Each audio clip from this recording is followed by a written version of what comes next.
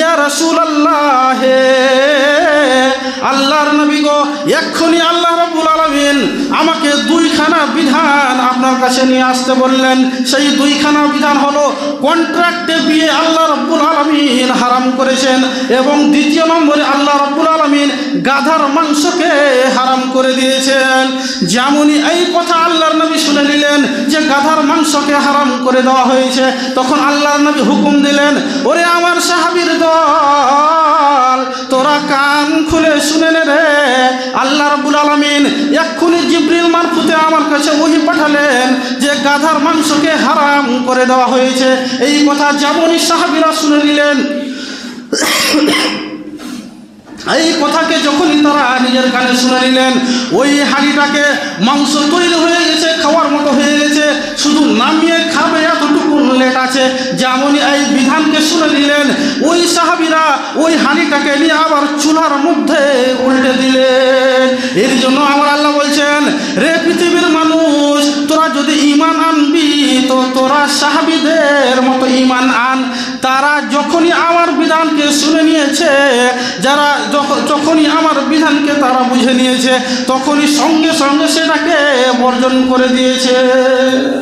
তোর কাম হলো শুধু মানুষকে তুই বলে দিবি, আমি তোকে লাস্তা আলাইহিম বিমুসাইতির, আমি তোর হাতে প্রশাসনের ক্ষমতা দিইনি, আমি তোর হাতে লাঠির ক্ষমতা আমি তোকে দিইনি, আমি তোকে এটা অর্ডার করিনি যে যে লোকটা নামাজ পড়ে না, আজান হয়ে গেছে, নামাজ পড়ে না, চায়ের দোকানে আড্ডা মারছে, আমি তোকে এই কথা বলিনি যে তুই তাকে লাঠি দিয়ে পিটিয়ে মসজিদে আনবি, বরং আমি আউযু বিল্লাহি মিনাশ শাইতানির রাজীম।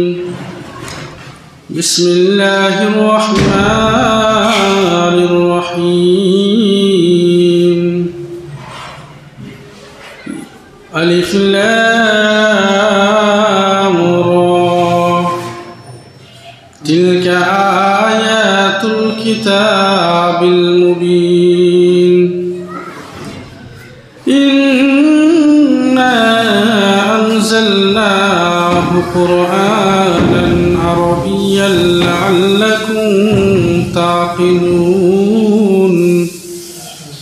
نحن نقص عليك أحسن القصص بما أوحينا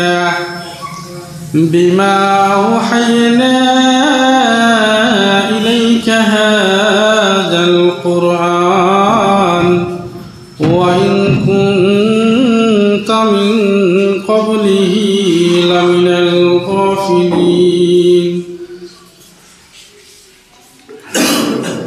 إذ قال يوسف لأبيه يا أبت إني رأيت 11 كوكبا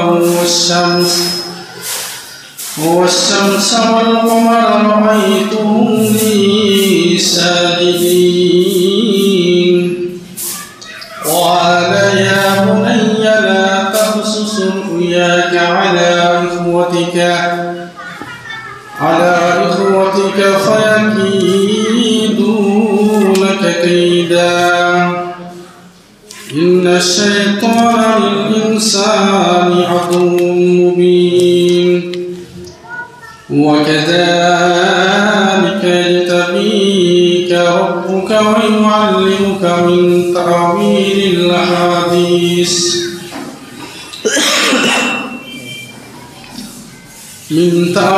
الأحاديث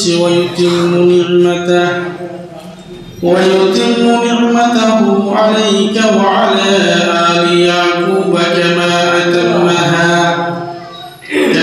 أتمها على أبويك من قبل إبراهيم وإسحاق إن ربك عليم حكيم.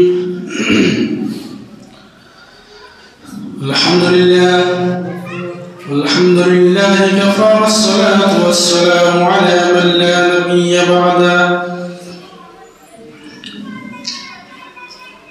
أما بعد فأعوذ بالله من الشيطان الرجيم.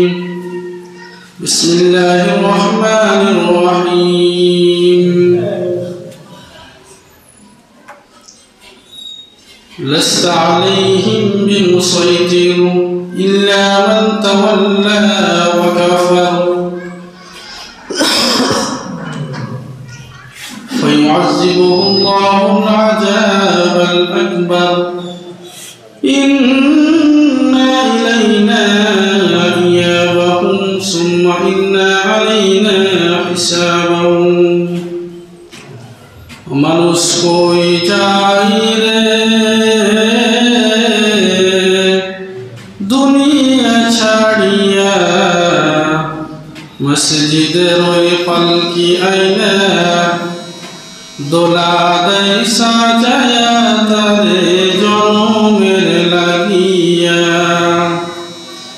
মসজিদের ওই পালকি আইনা দোলা দেয় সাজায়া তারে জনমের লাগিয়া এইবার লাগিয়া কত করলাম মারামারি মামলা মোকদ্দমা কইরা খুয়াইলা রে করি আজকে তুমি যাবে চলে সব কিছু ফেলিয়া মসজিদের ওই পালকি আইনা দোলা দেয় সাজায়া তারে জনমের লাগিয়া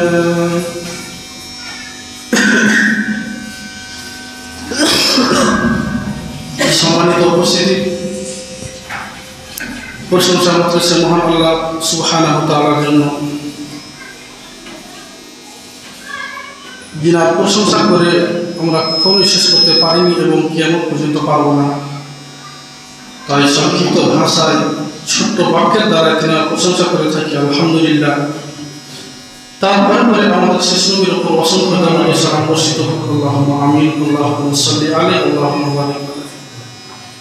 সম্মানিত উপস্থিতি, পবিত্র কালাম পাঠ থেকে সূরা গাশিয়ার 2-3টি আয়াত পরিবেশন করেছি।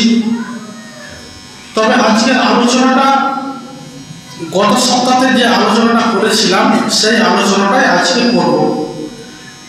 কেননা অনেক মানুষ মাইকের অসুবিধার কারণে আমাকে বলছিল যে গত সপ্তাহের আলোচনা কিছু বুঝতে পারেনি। তাহলে এত গুরুত্বপূর্ণ কথা বলার পরে যদি আপনি বুঝতে না পারেন তো বলে কোনো লাভ হল না। তাই আমি ভাবলাম যে সেই বিষয়টাকে মাইকের অসুবিধার কারণে গত সপ্তাহে কিছু বোঝা যায়নি। যাই হোক, আজকে ইনশাআল্লাহ বুঝতে পারা যাবে। তো আমি চিন্তা করেছি সেই বিষয়টিকে নিয়ে দুটি কথা বলবো এবং এই বিষয়টাকে 2-3 সপ্তাহ চালাবো। তাহলে আল্লাহ রাব্বুল আলামিন সকল মানুষের মধ্যে 6টি জগৎ প্রতিবাহিত করে থাকে। মানে একটা মানুষ সে 6খানা জগৎকে অতিক্রম করে। সেই 6খানা জগৎ হলো, একটা হলো আত্মা জগৎ,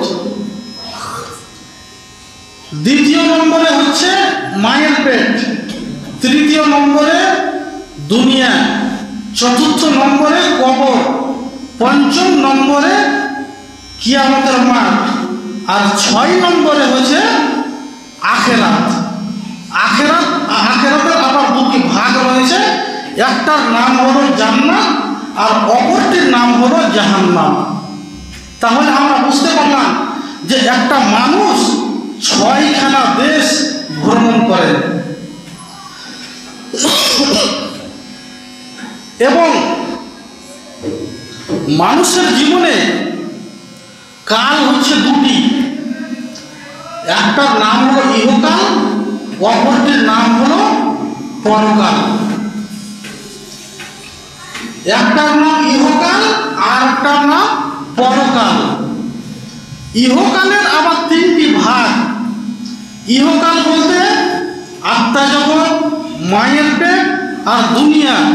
ইহকালে এই 3টা জগৎ এবং পরকালের জন্য যে জগৎ তার মধ্যে 1 নম্বর হচ্ছে কবর, মানে মরা চোখ বন্ধ হয়ে গেলেই মানুষ পরকাল চলে গেল। তো সেই পরকালের প্রথম জগৎটার নাম হলো কবর, দ্বিতীয় জগৎটার নাম হলো কিয়ামতের মাঠ, আর তৃতীয় নম্বর জগৎটার নাম হলো আখিরাত।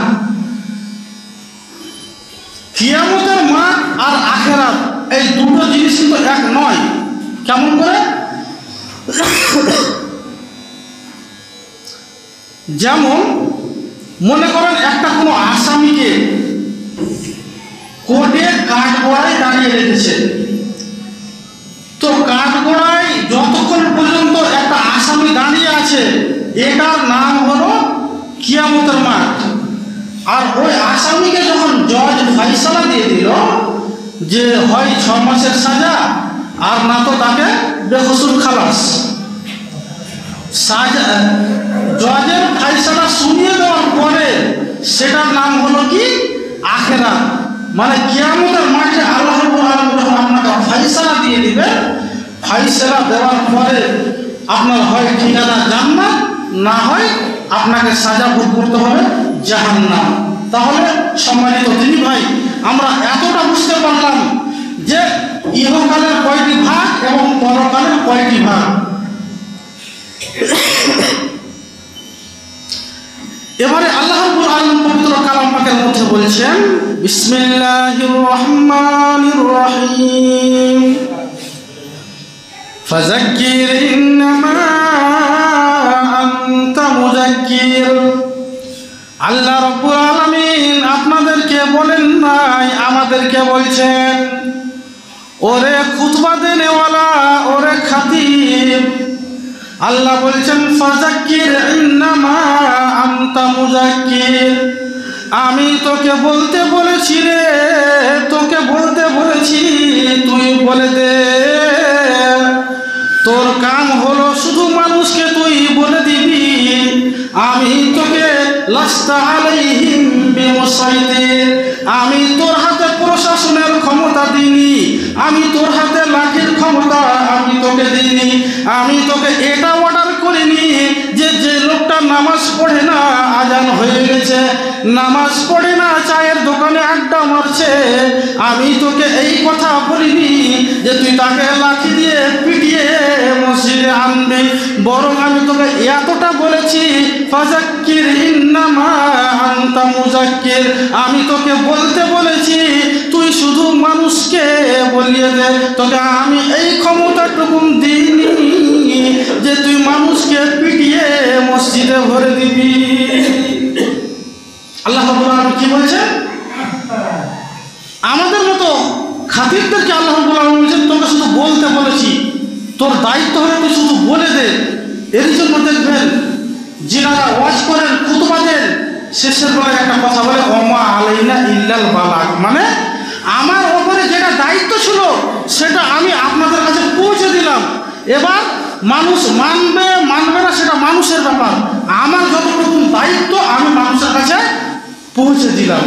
এরপরে আসেন আল্লাহ রাব্বুল আলামিন বলেছেন, ইল্লা মান তাওয়াল্লা ওয়া কাফার, তোকে আমি বলতে বলেছি তুই মানুষকে শুনিয়ে দে, মানুষ মানবে না মানবে সেটা তাদের ব্যাপার। ইল্লা মান তাওয়াল্লা ওয়া কাফার, তারা যদি তোর কথাগুলিকে না শুনে, তারা যদি কোরআন হাদিসের কথাকে বলার পরেও না শুনে, ইল্লা মান তাওয়াল্লা ওয়া কাফার, তারা শোনার পরেও যদি তাওয়াল্লা করে মুখ ফিরিয়ে চলে যায়, তারা কোরআন হাদিসের কথাকে শোনার পরেও যদি তারা না মেনে মুখ ফিরিয়ে চলে যায়, তো আমার আল্লাহ আবার খাতিবদেরকে বলছেন, রে মুলবি সাহেব, তোকে আমি মারতে বলিনি, তাদেরকে শুধু তুই এই কথাটা আমার শুনিয়ে দিবি, এই কথাটুকুন তাদের কাছে পৌঁছে দিবি যে তোরা যদি না মানিস, তোরা যদি কোরআন হাদিসের কথাকে না শুনিস, ইল্লা মান তাওয়াল্লা ওয়া কাফার, তোরা যদি কোরআন হাদিসের কথাকে তাওয়াক্কা না করবি রে, তোরা কোরআন হাদিসের কথাকে যদি না মানবি, তো আমার আল্লাহ বলছে তাদেরকে এই কথাটা তুই শুনিয়ে দে, ফায়ুআযিবুহুল্লাহুল আযাবাল আকবার। তাদের জন্য যারা কোরআন হাদিসের কথাকে তাওয়াক্কা করবে না, যারা কোরআন হাদিসের কথাকে তাওয়াক্কা করবে, যারা কোরআন হাদিসের কথাকে মানবে না, যারা কোরআন হাদিসের কথাকে শুনবে না, আর শোনার পরেও যারা তাওয়াল্লা করবে, যারা মুখ ফিরিয়ে চলে যাবে, কোরআন হাদিসের কথাকে বুঝবে না, আল্লাহ বলছে তাদেরকে তুই ফায়ুআযিবুহুল্লাহুল আযাবাল আকবার, তুই তাদেরকে এই কথাটা শুনিয়ে দে যে তোদের জন্য একটা বিরাট বড় আযাব তৈরি করা আছে। তাহলে আমরা কি বুঝতে পারলাম? তাওয়াল্লা, এখানে আল্লাহ রাব্বুল আলামিন কি বলছেন? তাওয়াল্লা। তাওয়াল্লা কাকে বলেন বুঝতে পারলে?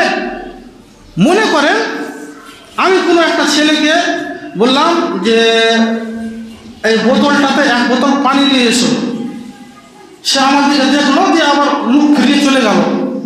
মানে আমি তাকে বললাম যে পানি নিয়ে এসো, তো সে পানি নিয়ে আসলো না, সে আমার দিকে দেখে আবার চলে গেল। মানে তাওয়াল্লা করলো, আমি যে কথাটাকে বললাম এই কথাটাকে সে তাওয়াক্কা করলো না। আল্লাহ রাব্বুল আলামিন বলছেন যে যারা এইরকম তাওয়াক্কা করবে না, এই কোরআন হাদিসের কথাকে শোনার পরে তাওয়াক্কা করবে না, যারা মানবে না, যারা বুঝবে না, এই কোরআন হাদিসের কথাকে তাওয়াল্লা করবে। তাওয়াল্লা বলতে বোঝানো হচ্ছে এটাকে মুখ ফিরিয়ে চলে যাওয়া। আপনাদেরকে দুটি কথা বললাম আজকে, বলার পরে আপনি শুনলেন, জানলেন, তারপর আপনি মানলেন না, এটাই হলো তাওয়াল্লা। আল্লাহ রাব্বুল আলামিন তাদেরকে বলছে যে তাদেরকে তুমি শুনিয়ে দাও, যদি তারা এই কথাকে না মানে তাহলে ফায়ুআযিবুহুল্লাহুল আযাবাল আকবার, তাদের জন্য একটা বিরাট বড় আযাব রয়েছে। যারা কোরআন হাদিসের কথাকে শোনার পরেও মানবে না, তাদের জন্যই বিরাট বড় আযাব। সেই আযাবটা কি? এবারে আল্লাহ রাব্বুল আলামিন বলছেন, রব্বুল আলামিন বলছেন, ওরে আমার ফেরেশতার দল, আল্লাহ ফেরেশতাদেরকে হুকুম করছে, রে ফেরেশতার দল, তোরা একটা জাহান্নামকে তৈরি কর। যারা আমার কোরআন হাদিসের কথাকে শুনবে না এবং বুঝবে না এবং আমল করবে না, তাদের জন্য একটা তোরা জাহান্নাম তৈরি কর। ওই জাহান্নামকে তৈরি করার পরে ফেরেশতারা যখন আল্লাহ রব্বুল আলামিনকে বলবেন, রব্বুল আলামিন আপনি আমাদেরকে হুকুম করেছিলেন যে যারা কোরআন হাদিসের কথাকে শুনবে না, যারা তাওয়াল্লা করবে, তাদের জন্য তোমরা জাহান্নাম তৈরি করো। আল্লাহ আমরা জাহান্নামকে রেডি করে ফেলেছি রে। আল্লাহ রাব্বুল আলামিন বলবেন তোমাদের জাহান্নাম এখনো রেডি হয়নি। এইরকমভাবে 3000 বছর ওই জাহান্নামকে রেডি করার পরে আল্লাহকে গিয়ে বলবে, রব্বুল আলামিন আপনি যেই কথা বলেছিলেন, যেই জাহান্নাম আমাদেরকে বানাতে বলেছিলেন, আমরা সেই জাহান্নাম বানিয়ে দিয়েছি। এবার রব্বুল আলামিন ওই জাহান্নামকে দেখার পরে বলবে, হ্যাঁ এটা ঠিক আছে, এই জাহান্নাম তৈরি হয়ে গেছে। যারা দুনিয়াতে কোরআন হাদিসের কথাকে শুনবে না, শোনার পরেও যারা মানবে না, তাওয়াল্লা করবে, আমি তাদেরকে এই জাহান্নামের মধ্যে নিক্ষেপ করব। যেই আযাবের কথা আল্লাহ রাব্বুল আলামিন বললেন যে তাদেরকে শুনিয়ে দাও যে তাদের জন্য বড় জাহান্নাম তৈরি করা আছে, এটাই হলো সেই জাহান্নাম, যেই জাহান্নামকে 3000 বছর ধরে জ্বালিয়ে জ্বালিয়ে জ্বালিয়ে জ্বালিয়ে তৈরি করা আছে। সেই জাহান্নামের তাপ কতটা ভয়াবহ আপনাকে আমি বোঝাতে পারবো না, সেটা আমার আয়ত্তের মধ্যে নেই। আমার কাছে কোনো ভাষা নেই যে আমি মানুষকে কীভাবে বোঝাবো যে জাহান্নামের আগুন কতটা ভয়াবহ। তবে আপনি নিজেই বুঝতে পারবেন, সামান্য দুনিয়ার 70 ভাগের মধ্যে একটা ভাগ সারা পৃথিবীতে আল্লাহ রাব্বুল আলামিন বন্টন করে দিয়েছেন। ওই আগুনের তাপ যদি আমরা দূর থেকে সহ্য করতে না পারি, তাহলে জাহান্নামের মধ্যে আমরা ওই 69 ভাগ এখন পর্যন্ত বেঁচে আছে। আজকে যদি কোরআন হাদিসের কথাকে শোনার পরে আমরা যদি আমল না করি, তো সেই জাহান্নামের আগুন আমরা কীভাবে সহ্য করব এটা আমি একটু চিন্তা করলেই বুঝতে পারবো। আল্লাহ রাব্বুল আলামিন এবার বলছেন, وَإِذَا قِيلَ لَهُمْ آمِنُوا كَمَا آمَنَ النَّاسُ। আল্লাহ রাব্বুল আলামিন মানুষদেরকে বলছেন, ওরে পৃথিবীর মানুষ, তোরা ঈমান আনবি তো আন, তোরা ওই সাহাবীদের মতো ঈমান আন। ওই সাহাবীরা কারা? ওই সাহাবীদের দাম কত? ওই সাহাবীদের মূল্য কত? তাদের গ্যারান্টি কার্ড কি আছে? তবুকের যুদ্ধে আল্লাহর নবীর সাথে যখন সাহাবীরা যাচ্ছিলেন, এক জায়গায় সন্ধ্যা হয়ে গেছে।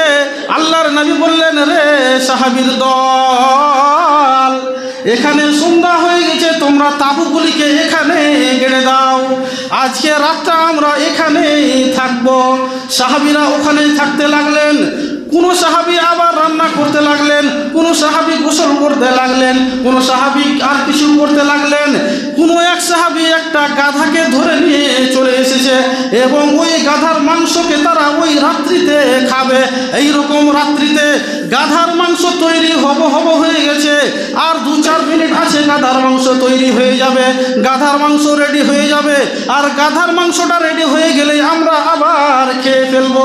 এইরকম সময়ে জিবরিল আমিন আল্লাহর নবীর কাছে এসে বললেন, ইয়া রাসূলুল্লাহ, আল্লাহর নবী গো, এক্ষুনি আল্লাহ রাব্বুল আলামিন আমাকে 2খানা বিধান আপনার কাছে নিয়ে আসতে বললেন। সেই 2খানা বিধান হলো, কন্ট্রাক্টে বিয়ে আল্লাহ রাব্বুল আলামিন হারাম করেছেন, এবং দ্বিতীয় নম্বরে আল্লাহ রাব্বুল আলামিন গাধার মাংসকে হারাম করে দিয়েছেন। যেমনই এই কথা আল্লাহর নবী শুনে নিলেন যে গাধার মাংসকে হারাম করে দেওয়া হয়েছে, তখন আল্লাহর নবী হুকুম দিলেন, ওরে আমার সাহাবীর দল, তোরা কান খুলে শুনে নে রে। আল্লাহ রাব্বুল আলামিন এক্ষুনি জিবরিল মারফতে আমার কাছে ওহী পাঠালেন যে গাধার মাংসকে হারাম করে দেওয়া হয়েছে। এই কথা যেমনই সাহাবীরা শুনে নিলেন, এই কথাকে যখনই তারা নিজের কানে শুনে নিলেন, ওই হাঁড়িটাকে মাংস তৈরি হয়ে গেছে, খাওয়ার মতো হয়ে গেছে, শুধু নামিয়ে খাবে এতটুকু লেট আছে। যেমনই এই বিধানকে শুনে নিলেন, ওই সাহাবীরা ওই হাঁড়িটাকে নিয়ে আবার চুলার মধ্যে উল্টে দিলেন। এর জন্য আমার আল্লাহ বলছেন, রে পৃথিবীর মানুষ, তোরা যদি ঈমান আনবি তো তোরা সাহাবীদের মতো ঈমান আন। তারা যখনই আমার বিধানকে শুনে নিয়েছে, যখনই আমার বিধানকে তারা বুঝে নিয়েছে, তখনই সঙ্গে সঙ্গে সেটাকে বর্জন করে দিয়েছে। ওই সাহাবীরা যখনই তাদের কাছে বিধান এসেছে, তারা সঙ্গে সঙ্গে পালন করে নিয়েছে। এর জন্য আল্লাহ রাব্বুল আলামিন বলেছেন যে তোরা যদি ঈমান আনবি তো ওই সাহাবীদের মতো ঈমান নিয়ে আয়।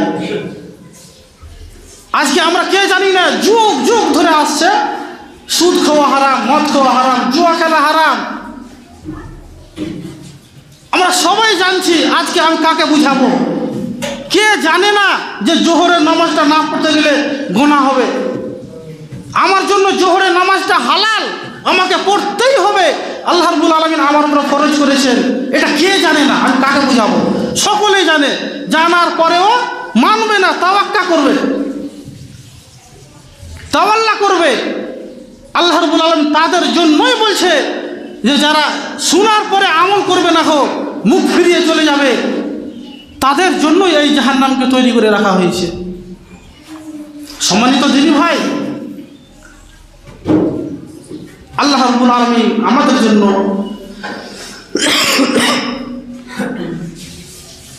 বিশাল এক জাহান্নাম তৈরি করে রেখেছেন।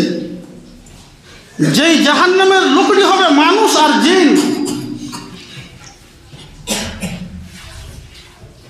ওই জাহান্নামে পড়তে হবে মানুষকে। অতএব আমাদেরকে একটু চিন্তা ভাবনা করা উচিত যে আল্লাহ রাব্বুল আলামিন আমাদের জন্য যে বিধান দিয়েছেন, সেই বিধানকে আমাদেরকে মানতে হবে। কিন্তু আমরা এত কিছু শোনার পরেও আমরা মানছি না, আমরা তাওয়াল্লা করছি। তো আমাদের পরকালটা কি হতে পারে? আমরা কোন জায়গা যেতে পারি মরার পরে, এটা আপনি আমি ঠিক বুঝতে পেরে নেব। আমাদেরকে আল্লাহ এবং আল্লাহ রসুল যে বিধানগুলি দিয়েছেন এই বিধানগুলিকে মানতে হবে। আমি প্রায় মানুষকে বলি কমসে কম মানুষ নামাজটা অন্তত পড়ুন, কিন্তু মানুষ বুড়া হয়ে যাচ্ছে তারপরেও মসজিদের গেটটাও চিনতে পারে না। অন্য অন্য কাজের দিকে মানুষ ঠিক আছে। ওই জাহান্নামীরা কি বলবে জানেন? কিয়ামতের মাঠে আল্লাহ রাব্বুল আলামিন বলছেন সূরা ফাজরের মধ্যে, ওয়াজিআ ইয়াউমাইযিন বিজাহান্নামা ইয়াউমাইযিন ইয়াতাযাক্কারুল ইনসানু ওয়া আন্না লাহুয যিকরা।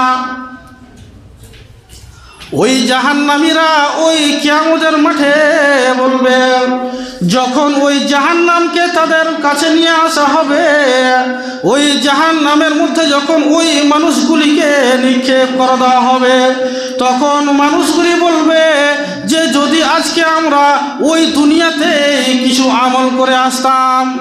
তারপরে আয়াতে আল্লাহ বলছেন, ইয়াকুলু ইয়া লাইতানি কদ্দামতু লিহায়াতি। তারা বলবে যদি আমরা দুনিয়াতেই কিছু করে আসতাম, যদি আমরা দুনিয়াতেই কিছু এখানকার জন্য দান খয়রাত করে দিতাম, যদি কিছু আমল করে আসতাম, তাহলে হতে পারে আজকে এই আযাবটা আমাদেরকে দেখতে হতো না। ওই জাহান্নামীরা ওই দুনিয়ার মানুষগুলি বলবে যারা কোরআন হাদিসের কথাকে মানে না, যারা তাওয়াল্লা করে। আল্লাহ রাব্বুল আলামিন বলছেন ওই মানুষগুলি এখন হয়তো বুঝতে পারে না, এখন চিন্তা করে না। আর ওই মানুষগুলি কিয়ামতের মাঠে বলবে যদি আজকে আমরা ওই দুনিয়া থেকে কিছু পাঠিয়ে দিতাম রে, তাহলে হতে পারে এই আযাবটা আমাদেরকে দেখতে হতো না, এই দিনটা আমাদেরকে দেখতে হতো না যদি আমরা দুনিয়াতে কিছু করতাম। সেই দিন মুলবি সাহেব আমাদেরকে বলেছিল, সেই দিন উমুক আলেম আমাদেরকে জালসাই বলেছিল, সেই দিন উমুক আলেম উমুক বক্তা আমাদেরকে জালসাই বলেছিল, কত খুতবাই আমাদেরকে বলেছিল। কিন্তু বলার পরেও যদি আমরা সেই দিনের কথাকে আমরা মেনে নিতাম, সেই দিনের কথাকে যদি আমরা বুঝতাম, সেই দিনের কথাকে যদি আমরা আমল করতাম, তাহলে হতে পারে আজকের এই দিনটা আমাদেরকে দেখতে হতো না। মানুষরা বলবে কিয়ামতের মাঠে সেই দিন যদি আমরা কথাগুলিকে শুনতাম, তাহলে আজকে আমাদেরকে এই দিন দেখতে হতো না। কিন্তু সেই দিন চিন্তা ভাবনা করার পরেও আপনার দিমাগ খুলে যাবে, কিন্তু দিমাগ খোলার পরেও মাথা ঠাঠিয়ে যদি ভেঙে চুরমার করে দেন, তারপরেও আর কোনো লাভ হবে না। লাভ ওটাই হবে আজকে যদি আপনি এই কথাকে শোনার পরেও যদি আমল না করেন, বা যদি আমল করেন তাহলে এখন চিন্তা করলে আপনার কাজ হবে। আপনি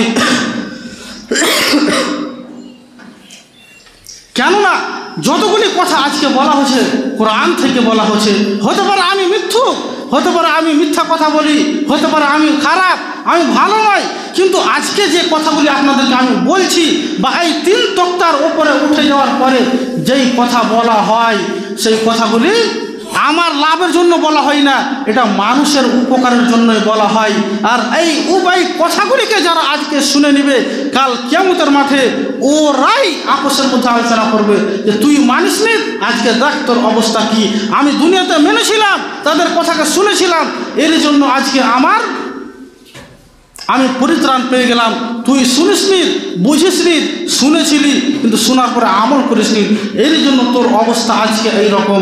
তাই আমি সকল ভাইদেরকে আবেদন করব, আজকে আমরা দুনিয়া তো সকল মানুষকে করতে হবে, কিন্তু দুনিয়া করতে করতে কমসে কম আমি অন্যদিকে কাউকে কিছু বলবো না, কমসে কম 5 ওয়াক্তের নামাজ আমাদেরকে যেটা আল্লাহ রাব্বুল আলামিন ফরজ করেছেন, এই 5 ওয়াক্তের নামাজ আমাদেরকে পড়তেই হবে।